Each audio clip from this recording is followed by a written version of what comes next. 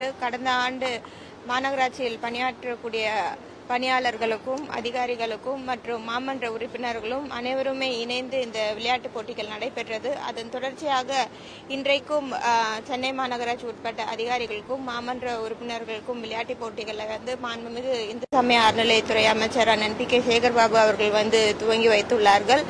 இப்போட்டியில் மதிப்புக்குரிய பெருநகர சென்னை மாநகராட்சியின் துணை மேயர் அண்ணன் மகேஷ்குமார் அவர்களும், நிலைக்குழு கல்வி தலைவர் அண்ணன் விஸ்வநாதன் அவர்களும், நிலைக்குழு சுகாதார தலைவர் சகோதரி சாந்தகுமாரி அவர்களும், மாநகராட்சி நிதிநிலையின் டிசி பிருத்விராஜ் அவர்களும், மரியாதைக்குரிய ஆர்டிசி ரவி சார் அவர்களும் உணர்ந்து இவ்விழாவை இன்று துவங்கி வைத்திருக்கிறோம். இது தொடர்ந்து இன்றைய முதல் அடுத்த 15 நாட்கள் ஒரு நாளைக்கு அரை மணி நேரம் 1 மணி நேரம் என்று இந்த விளையாட்டு நடைபெறும். அதற்கு பின்னர் பணியாளர்கள் அவர்களோட பணியில் ஈடுபடுவார்கள்.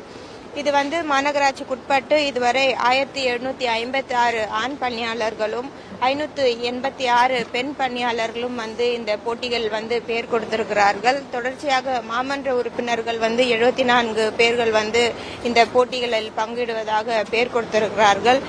தொடர்ந்து என்ன மாதிரி போட்டிகள் என்றால் carrom, chess, football, cricket, indoor games, outdoor games சொல்லிட்டு 2 வகைப்பாடுல போட்டிகள் நடைபெறும். ஒவ்வொரு டிபார்ட்மெண்ட் வைஸா இது பிரிச்சிருக்கிறோம். ஜிடி செல்லு, ஐடி செல்லு, அதுக்கப்புறமா இன்ஜினியரிங், மெடிக்கல் டிபார்ட்மெண்ட் அப்படின்னு சொல்லிட்டு ஒவ்வொரு டிபார்ட்மெண்ட் வைஸ் காம்படிஷன்கள் நடைபெறும். இது மாநகராட்சியில் ஈடுபடும் பணியாளர்களை ஊக்குவிக்கும் விதமாக அவர்கள் தொடர்ந்து பணியில் ஈடுபடக்கூடியவர்களா இருக்கிறதுனால அவர்களுக்கு இந்த ஒரு நாட்களில் தொடர்ந்து பணியாற்றக்கூடிய சக ஊழியர்களுடன் இணைந்து கலந்துரையாடி ஒரு ஃபன் ஆக்டிவிட்டியா தான் இது முன்னெடுப்பு எடுத்திருக்கிறோம். இதற்கான போட்டிகள் நிறைவேற்ற பிறகு ஒரு நாள் மாண்புமிகு அமைச்சர் அவர்கள் மூலியமாக, மாண்புமிகு துறை அமைச்சர்கள் மூலியமாகவும் பரிசுகள் வழங்கும் நிகழ்ச்சியும் தொடர்ந்து நடைபெறும். என்ன அதிசயம் பொலிட்டிக்கல் கேள்வின்னா இது நல்லா இருக்கு. அதே சாயங்காலம் தானத்தெருல கூட்டம் இருக்கு, அங்க பேசிடுவோம். இது வெறும்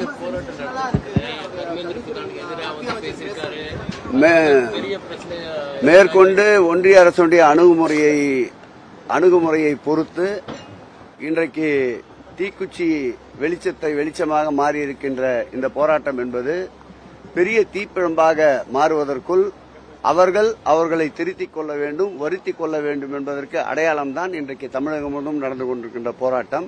மாலை பொதுக்கூட்டத்திலே பேசிக்கொள்ளும்.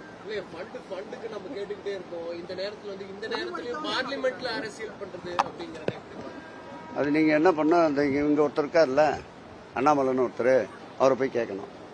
ஏப்பா ஃபண்டு கொடுக்க மாட்டேன்றீங்க, ஆனா பார்லிமெண்ட்ல பாலிடிக்ஸ் பண்ணிடுறீங்களா, அவரை போய் கேட்டீங்கன்னா அவரோட பதில் என்னன்னு கேட்டுவாங்க, அப்புறம் சொல்லலாம்.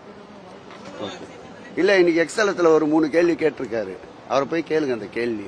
அந்த கேள்விகள்லாம் மாலை நடக்கின்ற பொதுக்கூட்டத்திலே நம்முடைய கல்வித்துறை அமைச்சர் அவர்கள் பதில் சொல்லுவார். நானும் என்னால் முடிந்த பதிலை அந்த பொதுக்கூட்டத்தில் தெரிவிக்கிறேன். வாருங்கள், பொதுக்கூட்டத்தில் சந்திப்போம்.